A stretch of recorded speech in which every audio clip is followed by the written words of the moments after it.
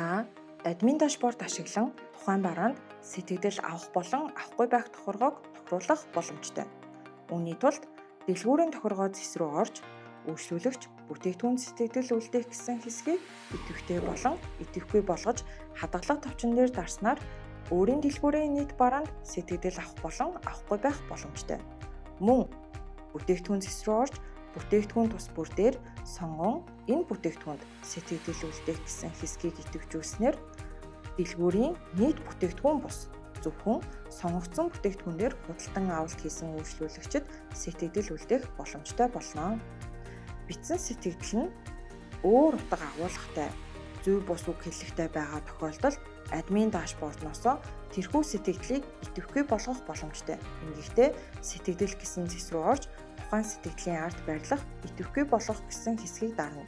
Ингээд сэтгэгдэл идэвхгүй болсон ба бусад хэрэглэгчдэд харагдах боломжгүй болсон байна.